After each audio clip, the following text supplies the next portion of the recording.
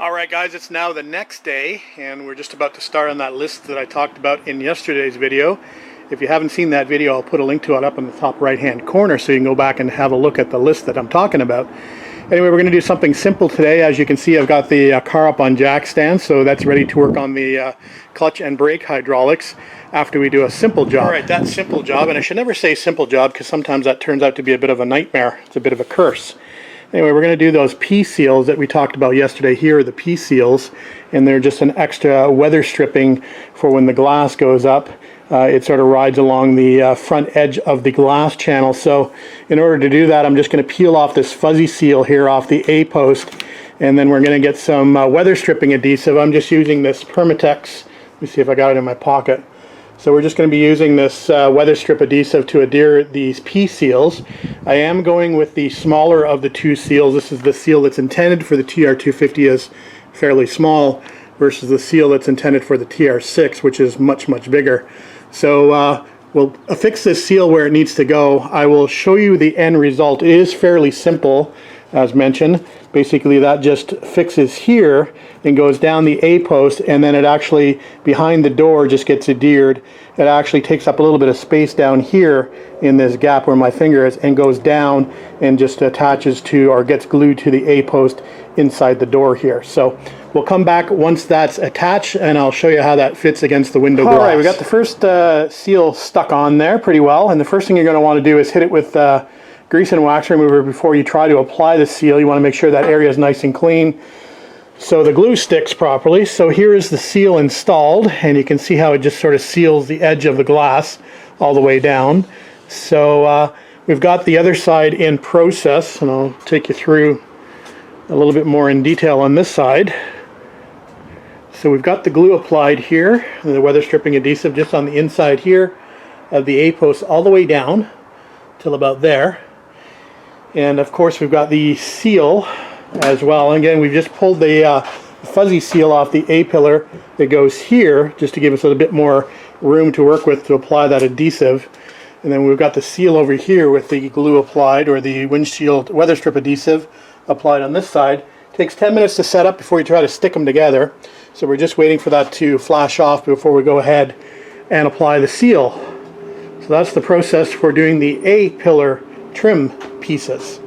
Alright guys, welcome back to the garage. Now Thursday, and as you can see we've got the hard top flipped upside down here on a couple of milk crates, and we are just trying to figure out the seals and if I can use the, or I can figure out how to use the factory seals that I've actually ordered to see if I can make them work on this non-stop. So it looks like I'm going to be able to use a few of the seals. So these are called, I believe they're called the Cantrail seals, and these fit along the side here of the hardtop section, and then they will butt up against the top of the closed door glass. So I believe I can use these. These have sort of a profile like that, and what I'm intending on doing is I'm going to put them on the car like this. So the back of this section will be glued against the fiberglass of the hardtop, and then this outside section here will touch the glass and push in as required to make the seal. So that's the plan on the Cantrail seals. And just for reference, this is what came off the top. These are, as mentioned, some locally sourced seals, let's say. These look like something that came from either Home Depot or Lowe's, that kind of thing. And these were the Cantrail seals that came off the top originally when I stripped it for paint. So I could actually go back with these and use these, but since we have the proper seals, I believe those will work as well. We can always revert back to these if necessary, but let's try the proper seals first. I've actually gone back and looked at the video I took when I was actually stripping the old seals off of this hard top, and I've got them all pulled out here, and as mentioned, here were the old Cantrail seals. We'll just put those aside. Then we had a number of seals that look like this, which were again just Home Depot sourced, I think. So I had one of these basically at the front of the top, so this is the front here. So I had one of these coming across the front, and also had some of this little foam tape. So that white seal that I just showed you came across the top here, and this white seal here was kind of behind where the bolt locations were. So that's kind of how that seal was arranged. I've got the new seal, and I think what I'm going to try to do with this, I'm actually going to try to trim it down and use some of it to basically take up some of that area. So I'm probably just going to trim inside this line here and go all the way along, keep the pickup points for the bolt locations, but we'll probably use a small amount of this seal and then waste quite a bit of it. Probably 50% of it won't be utilized on this aftermarket hardtop section. So that's what we're going to do for the front. We're at least going to attempt to use this seal in some way, shape, or form. On the rear of the top, they actually had utilized 2 of these foam sections together, and they basically went across where the rear bolt-up locations were. So they basically went across from side to side, and they had these little sort of cutout areas where those bolts would stick through. So that was a location where the bolts would stick through to attach the rear of the hardtop section. So what the plan is for that, I've actually got another seal here, which is supposed to be for the stock hardtop, so you can sort of see the profile of that there. And what I'm planning on doing there is we're going to try to run this seal something like this along the back here. And it's going to pick up the area where the old seals, or the seals that were applied previously, it's going to pick up some of the area where that seal was applied. So I'm hoping that's going to work in that sort of location. That's the plan anyway. So we'll go ahead and we'll trim the seals down that we need to trim down, like this one for example, before we fix it to the top here. Again, we may have to do some rework if this doesn't work out. I was trying to think of ways to stick this on here temporarily, but I don't think that's going to work out too well. So I think I'm just going to bite the bullet, and we're going to affix them. If I have to remove them afterwards, then I'll do so. But we're going to apply them in the same areas, or the same relative areas as how it was applied with the old seals. We'll just do it with a new type of seal. So hopefully that will work out okay in the end. I did a couple of other seals for the factory top. So this is a fuzzy seal, and I'm not exactly sure where this went. And again, I've never really paid too much attention to a stock top. Maybe I should have. That fuzzy seal though may have gone around this area across the top on a stock Surrey backlight. And then there's this other seal, this black one here. What are they calling this one? Just says seal hardtop, and that's a 92 inch. And I believe this one would go somewhere along the inside here on these rails here all the way around. And this would help disguise the stock tops had a headliner. So I'm not sure if that actually helped disguise or helped to hold in the fabric headliner. But anyway, of course, this top doesn't utilize that, so that strip will be surplus to our requirements as well.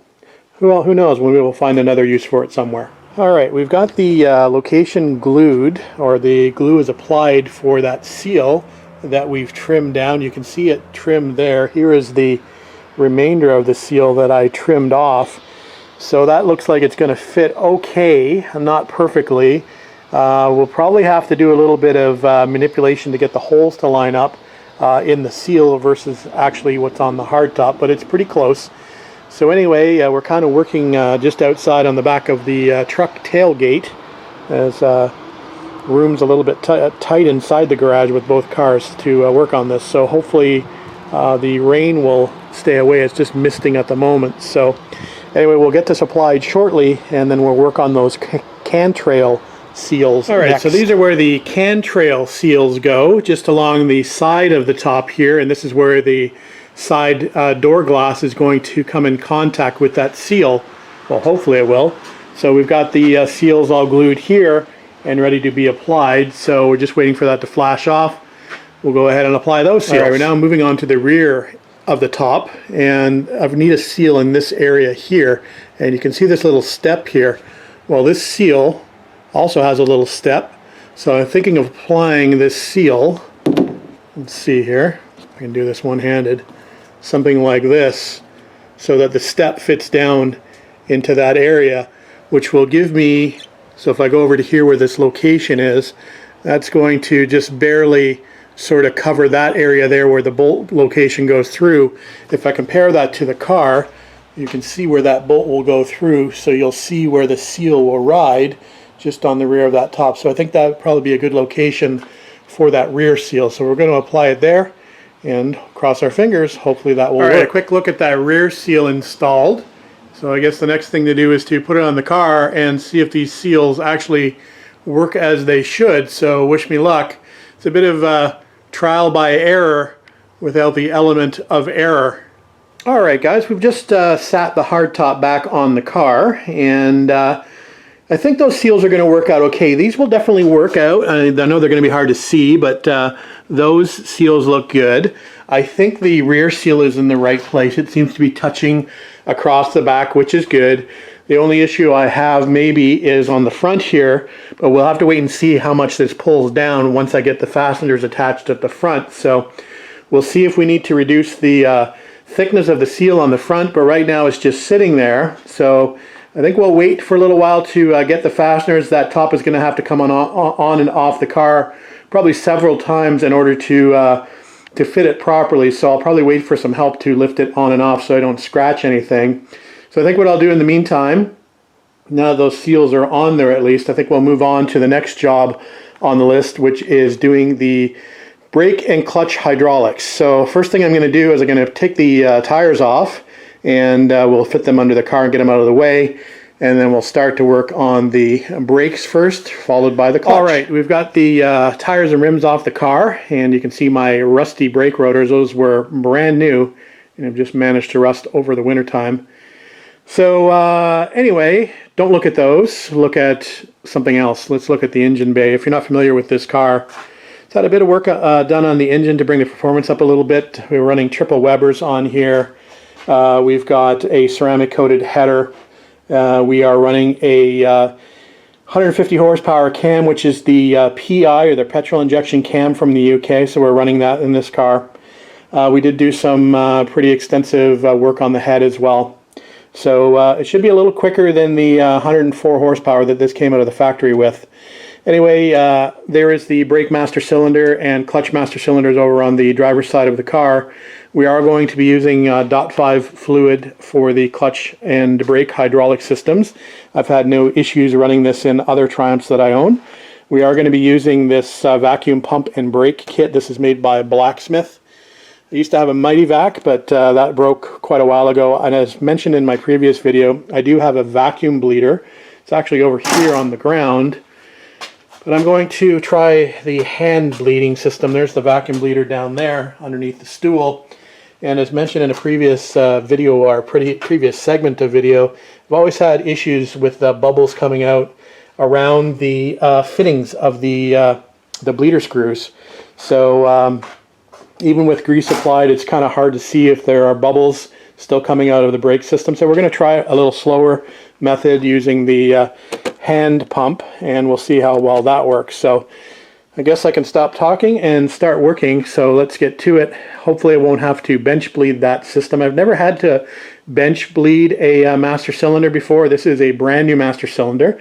So who knows? Let's see how successful I can be at getting brake fluid to flow to the farthest side of the car, farthest wheel away from the master cylinder, and that is the passenger side rear. So we'll do passenger side rear, driver's side rear, passenger side front, and driver's side front. That's the order of bleeding as far as the brakes are concerned. All right, guys, now Monday afternoon out in the garage, and we've been struggling a little bit to get the brakes and clutch bled.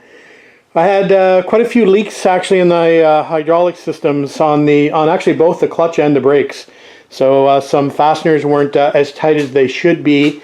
Even though I tightened them, I guess I needed to give them 1 or 2 extra turns. I had a leak back here at this really tough one back here on the inside of the frame rail. Of course, the hardest ones to get to was going to leak.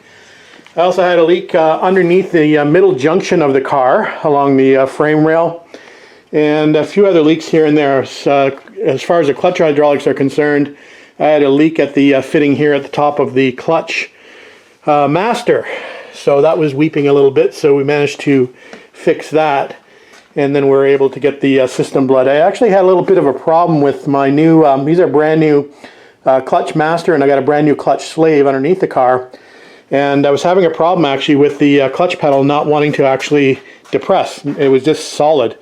So I'm not sure what was happening there. Maybe the piston was seized in either the slave or the master. But anyway, a little bit more pressure and I got it to move. So it's moving now. I got it to bleed. So we're hoping that problem is going to be resolved. If not, I can always buy, I believe it's probably a new master. I do have another new slave in my parts stash if need be, but right now it's functioning okay. We'll just keep an eye on it. So as far as the hydraulics are concerned, I think they are bled. Again, I won't really know if they're bled sufficiently until we do a little bit of a road test and until we get this car started up and moving under its own power. But for now, we're going to call them good, and we're going to move on to another job. That is yet to be determined. Give me a few minutes, and I think what it's going to be is going to be the gear oil in the Nissan R200 differential. We've got to do that. So maybe we'll gear up. And before I go, as far as talking about the clutch and brake hydraulics, my $20 Blacksmith vacuum pump bit the dust. It broke almost within a couple of pumps. It actually broke apart. So we ended up having to invest in a $130 made in the USA pump. This is a Lyle vacuum pump, and it worked much better than the Blackstone made in China pump. Fortunately, I was still able to use the cup and the lines from the Blackstone pump, as the Lyle pump doesn't actually come with the fittings to do the brake and clutch bleeding. So at least we're able to use some of the parts from the Blacksmith to contribute to the Lyle pump. So that worked much better, and we successfully, as far as we know, successfully bred the brakes and the clutch. So you might notice the red grease there. Just a quick tip: if you've not bled brakes with any type of vacuum bleeder, it's always a good idea to put grease around the fitting where the hose goes on and around the actual bleed screw, as you'll find that you get air bleeding into the line, and it looks like you have bubbles coming out of the line versus, coming around the threads of the bleed screw or around the ill-fitting tubing. So a little bit of red grease to seal that those air leaks off goes a long way. I didn't take any videos on bleeding the brakes or the clutch. There are other videos on the internet that were going to be much better to follow on, much better tutorials than I was going to be able to do.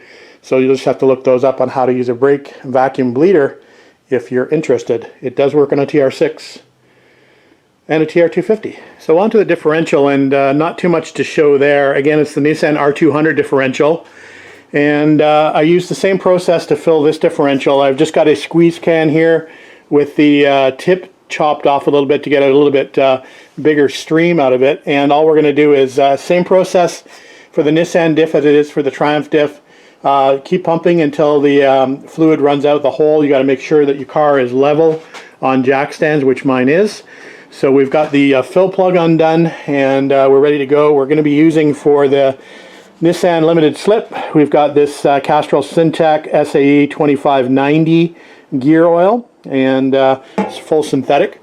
So we'll put that in the rear end of the Nissan here, and we'll button that up and cross another job off the list. All right, not sure how well you're going to be able to see this, but there is the Nissan R200 differential, and the fill port is just over here on the passenger side, right there. So it's got pretty easy access. They are a big hex plug, so a little bit easier to utilize than the square-headed plug on the Triumph differential, and a little bit better access as well. So there you go.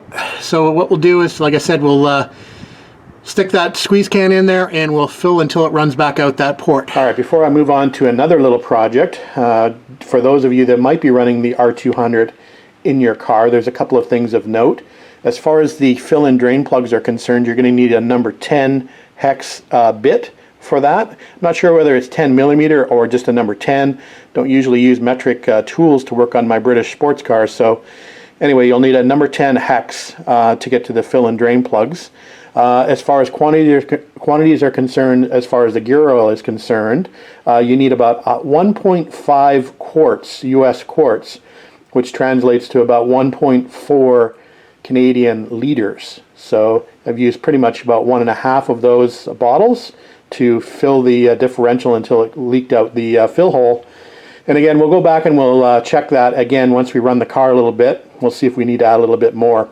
But we should be okay for the initial run-in anyway. let's move on to the next project. Now that all the brakes have been bled, we are now going to work on setting the handbrake.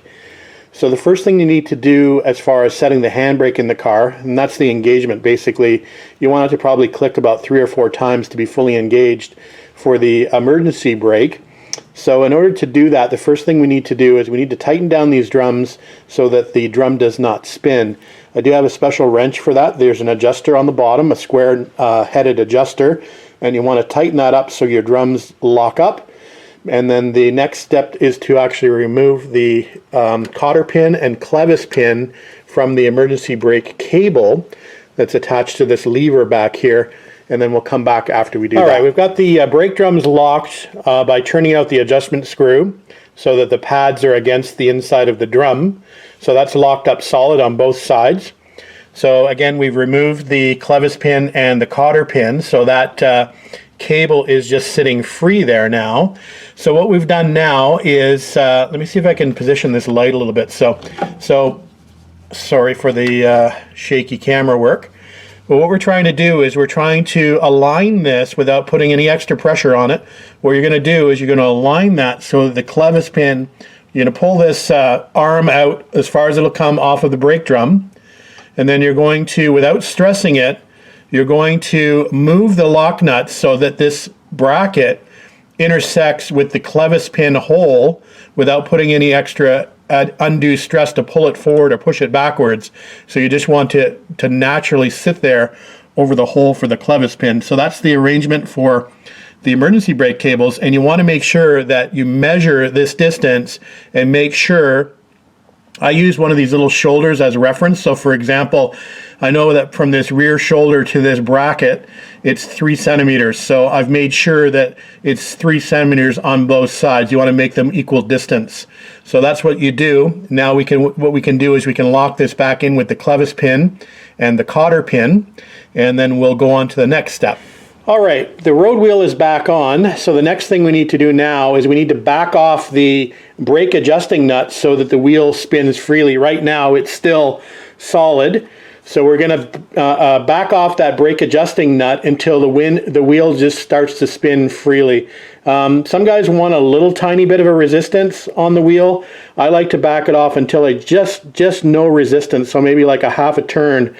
I don't want the brake shoes dragging in there and creating heat, so I'll just back it off until I don't feel any resistance at all. I'll sort of go back and forwards and find the sweet spot.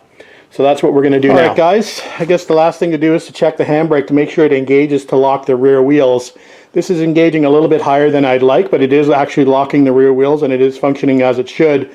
I may make some more adjustments down the line, but for now it seems to be locking the rear wheels. So let me pull that up. So there's the engagement there, and rear wheels are locked solid. So I think we're good there. Again, I may make a slight adjustment to bring that down a little bit, but it is holding the rear wheels. We'll see how it does when the car is back on the ground on flat pavement or on a bit of a slope to see how well it holds it. And again, we can adjust as required, but that's the basic adjustment procedure for adjusting the handbrake and the rear wheel drums. For the regular brakes. Just taking a minute to cross a few things off the list. So hardtop trim has been done, although it still hasn't been fastened down. We'll get to that when I get a little bit of help, as mentioned. Number 4, the hydraulics for the clutch and brakes have been done and bled and seem to be working as they should, but we'll know more once we get a chance to road test this, or at least roll it up and down the driveway a little bit to see if the car stops and goes. That's yet to be determined. The gear oil has been done, but I still need to do things like the engine oil change out, as mentioned. I still got the brake-in oil in there. I also need to check the transmission as well, just to make sure that's topped up. I did just check the radiator for coolant, and it's good. So still a few more fluid checks to do. So can't check any more off the list right now, but we're working towards that. I think the next thing I'm going to do is I'm going to go visit my buddy Alin and see if he can break the lathe out and make me one of these little steering stops. I only have one for some reason. I can't find the other. I'm not sure if it actually came on the car or not, but if it did, I've misplaced it. Anyway, I'm short one, so I'm going to see if he can mill me up one of these maybe tonight or tomorrow. I'll go and visit him. So I'd like to get those on so I can button up the front end of the car and put the front tires back on the car. That's the next step. All right, April the 12th, and it's a momentous occasion today. We've got the TR6 home from storage, at least for the day anyway. We'll probably end up taking it back up at the end of the day after we give it a little bit of a wash. It's been in storage probably for about a year now, so put some fresh gas in it. Seems to be running fine. So we'll just get her shined up a little bit, drive her around, and then take her back and put her in storage. Unfortunately, I don't have any room in the garage to keep it with the 250 and the Alpha in the garage at the moment, so this will go back up to storage and come out another day. Alright guys, Thursday the 14th and back in the garage, and I figured I'd do a little bit of work today again on the brakes. I've found another couple of leaks. Actually, I came back out today and saw that the fluid in the master cylinder was a bit low, so obviously I found a few areas where it was still leaking out of the unions that I had tightened up the couple days before. So of course that didn't work, and they were still weeping a little bit. So gone back through to re-tighten them again and re-bled the brakes, the front circuit anyway. And that's where the leaks seem to be coming from. So we'll see how we did this time. Anyway, we're going to move on to a little bit of a different project. I'm going to give the brakes a little bit of a break, and we're going to move on to the interior and do a little bit of work in here. So just got the blanket out, did a little vacuuming in there, got some of the debris out from over the winter time. So we're going to get back to trying to get the gauge back in the dash, and maybe the dash back in place. We've also got that rear view mirror kit to attach, so maybe we'll do that today. I do want to try to get the rest of the transmission tunnel buttoned up. I've got the other half cover. This is the two-piece cover. So we've got the other half cover to install, and we've got some wiring to clean up underneath the dash as well. And a few other things. I did actually take the seats out of the TR6, so I've got the 69 seats that I'm going to be transferring over to this car. So this seat's going to come out at some point, and we're going to do that seat transfer. So lots of stuff to do, so let's get busy and let's start working on getting that gauge reinstalled. Alright guys, it's another day out in the garage, and we are making some progress. We do have the two-piece transmission tunnel now installed. We just need to go back and do a little bit of duct taping on the seam for the two-piece cover, according to the directions from Clark & Clark, where I bought the two-piece tunnel. So we'll go back and do that, but in the meantime we're just doing a dry fit on the two pieces of carpet that cover the tunnel. So we've got those just sort of sitting there. We need to sound deaden the top of the tunnel, which we're going to do with our fat mat. And then we are going to apply a little bit of glue on the underside of the carpets for the tunnel pieces. We're not going to do the entire piece. We'll do a little, probably about the top half of it, I would say, around the hump. And we'll leave the sides not glued, because obviously you want to be able to get to the fasteners to remove that tunnel if need be. We're hoping that in the future, by buying this two-piece tunnel, that we'll only have to remove the rear section if need be. For example, if the solenoid needs to be exchanged out, or the drive shaft needs to be unbolted, we're hoping that the rear cover will just be unbolted and not have to worry about the front. So I'm hoping the front stays in for the rest of the life of the car. They are a pain in the butt to put in and out, so I'm hoping that works out okay. Alright, there's a quick shot of the transmission tunnel with the duct taping done on the center section. Of course, we have the boots installed for the shifter. So there's a rubber boot that fits onto directly around the lip of the tunnel, and then there's another boot that sits inside of that, along with the covering, the gaiter, I guess it's called, for the actual shifter. So those are in place. I did make sure that I greased the top of the ball piece of the shifter before we put the cover in place, so that's good to go. Over here, we've got the backing, or the underpad, being glued to the carpet tunnel pieces. So there's the underpad, there's the carpet piece that goes up around the shifter, and then there's the larger piece that installs up towards the firewall. So we'll do the underpadding on that as well as the sound deadening. So we're getting busy. Alright guys, not sure how well you're going to be able to see this, but the center console is completely in the car now, and the transmission tunnel has been trimmed. We do have some wiring to hook up for the overdrive over on this side. I don't think you can see that. And we also have the wiring for the air-fuel ratio gauge to hook up behind there, as well as the two switches for the one's for the electric fan, and one is for, can't even remember what the other one is for at the moment, but we'll figure it out. And obviously we have the USB port down below the AFR gauge. So we'll get those wired up at a later date. I think what we'll do is we'll continue on now And we'll also start working now on the floor mats for the drivers and passengers side. So we'll get those out of storage, and we'll get the under padding cut for those, and we'll start laying those in the car. The only other two items that I have to do are the bulkhead panels that trim the sides here. That'll probably be for another day, but maybe we can get the carpets laid in here at least. If not, snapped down, we can at least get the, like I said, the under padding trimmed up for them, and we'll get the snap kit out, and maybe we'll do that tomorrow along with the bulkhead pieces here. So let's go ahead and do that. Alright guys, picking up where we left off, I've got my front carpets now with the underpad glued to the bottom of the carpets. So we're good to go there. I've now got the task of putting in some snaps on the carpets. You want to be able to remove these carpets. So there's often a question asked, should I glue these carpets down? Well, in my opinion, you shouldn't glue them down in case you get rained on. It's always nice to be able to pull the carpets out and let them dry outside of the car so your floors don't rust out. So that's why I use a snap kit. I'm probably going to put at least 2 snaps in here just so the carpets don't slide forward when your feet push on them. So 2 is the minimum. You can do 4. You can do 2 at the top here basically, and maybe 2 up in the footwell.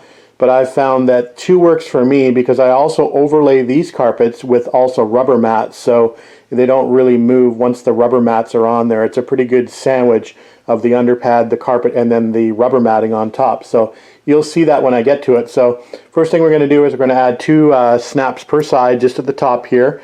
You want to make sure that you've got them in a good location, that you're not going to be drilling through the floor and into the frame, so you got to make sure that you're aware where the frame rail runs underneath the flooring to be able to put the rivet and the snap in. Alright guys, that's what we're going to do, so we'll get busy. Alright, that's looking pretty good. We got 2 snaps here, one here on the right side, one on the left side. And again, I'm not sure why you're going to be able to see that, but that's looking pretty good. I did do a little bit of trimming here at the back of the carpet so I could tuck the edge underneath the bottom carpet where it fits under the seat track, and that's looking pretty good. I've got the seams aligned all the way along both sides. We've got the cutout here for the H-frame positioned correctly. So I think that looks pretty good. So we'll move on to the driver's side and do the same thing. Alright, floor carpets are now installed. Snaps on both sides, so we're good to go there. Again, we'll bring the rubber mats out a little bit later when we'll lay those over top. In the meantime, the last thing I need to do as far as the interior is concerned are these bulkhead kick panel plates, and they basically go on the inside here of the bulkhead. And normally, or in the past, I've secured these with Velcro. I've also used self-tapping screws in the past. So I have some black self-tapping trim screws. You can see it's just a fiberboard backing on here. So what I'm going to do is I'm just going to use a couple of self-tapping trim screws, black-headed ones, and we are going to fasten those to the bulkhead. I guess that's the, I don't know, the kick plate or the kick area. I don't know what to call it. Anyway, up there underneath the dash. Alright, just had a quick vacuum up of the carpets, and they are looking good. I'm quite happy with the install. Installed quite nicely, if I might say so myself. So yeah, looking good. We won't put the seats in yet. We've still got a little bit of wiring to clean up and tuck up under the dash. We're going to use these Velcro ties here to make that happen. So make some neat bundles under the dash and pull them up as tight as possible to get them out of the way. We still have the overdrive wiring to hook up on this side, but it's pulled through the carpet. The connections are there. We just got to plug them in. Here's the bulkhead panels. I don't know if you'll be able to see those or not. Installed both sides. The driver's side has a little kick plate there on the left-hand side for your foot. And this one is an early car, so it has the dip switch down there as well. So anyway, that's looking good. I think what we'll do now is we'll move on to installing the rearview mirror kit. Oh, I did mention that I have those rubber top carpets. So these are again from Moss Motors. These are the Amco style with the Triumph logo. I find these work really well in the cars to keep the carpets pretty clean.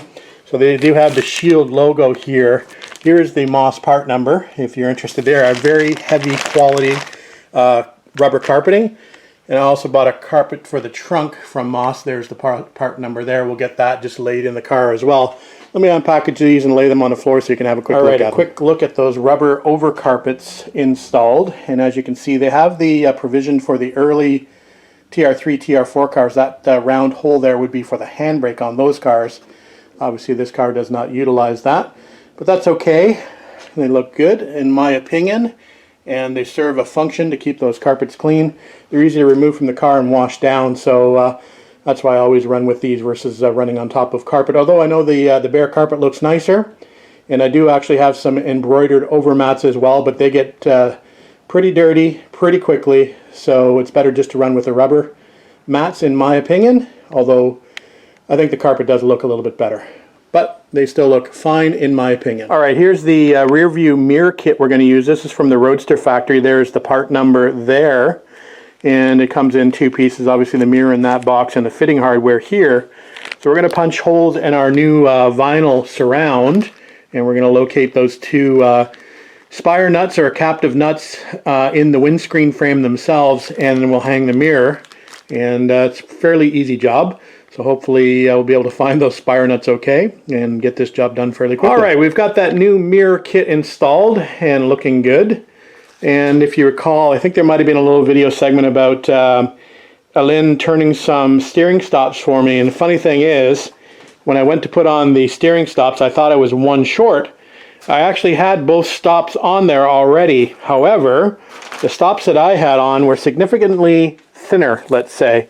So I'm now wondering why the difference in steering stops. So these are what I had on the car. I can't recall what actually was on the car originally, but the other steering stops that I had were definitely thicker than these. Now I don't know whether that makes a difference or not, and I'm not sure what years the thicker ones came on. Maybe they came on 4s and 3s, and maybe these ones are meant to be on the later cars. So I don't see if it can make a difference. So we've gone with the larger sized ones, and if there's an issue, we can always swap back. So anyway, those are installed and in place. So I think what we're going to do now is we're going to call it an end to this video. I know it's been a lot of short segments, but as time allots me, I get out in the garage and work for a little bit of a power hour here and there and then stitch these all together. So at least you know that I'm working on the car. So before I go though, I thought I would just talk about next steps on the car. So I think what we're ready to do now is we're actually ready to fire the car up. And I'm going to call this Fire Up Friday. So Friday I've got Alin coming over, and again, as mentioned, we're going to do a little bit of final wiring under the dash and just hook things up where they should go. And then I think we're ready to go ahead and fire this up. It does turn over on the key now, so that's all good and ready to go. I do have some fuel standing by. The fuel tank is completely dry at the moment, so we'll have to put some fuel in it and see if we can fire this bad boy up. So there's a few more things to do as far as tidy up is concerned. I want to tidy up some wires up in the front here as well, because we haven't done any tidying of wires down below the grill, so we'll do that. And there's a few other things I want to do here and there. I did want to work on the exhaust. I want to try to lift that up a little bit higher. That doesn't necessarily have to be done for Fired Up Friday, so we can always do that a little bit later. So the plan, like I said, is fire it up on Friday. Hopefully things will go well. That means after we fire it up, we can actually move the car. I believe the brakes and clutch are bled successfully now. The gearbox, I think what we'll do is we'll just do one more check and make sure that that's full, and we have oil in the differential, so we're good to go there. So hopefully everything will be okay with the transmission. I don't want to have to take it out again. We did test it before we put it in. We tested the overdrive operation, so things seem to be look okay, but you never know until you actually get it on the road. So it's not a fully rebuilt transmission. It's just been tested. So anyway, that's it for now, guys. I think what we'll do is we'll wrap it up here. Like I said, we'll upload what we have, and then we'll get back out here tomorrow and continue on doing some small jobs before the fire up on Friday. See you then.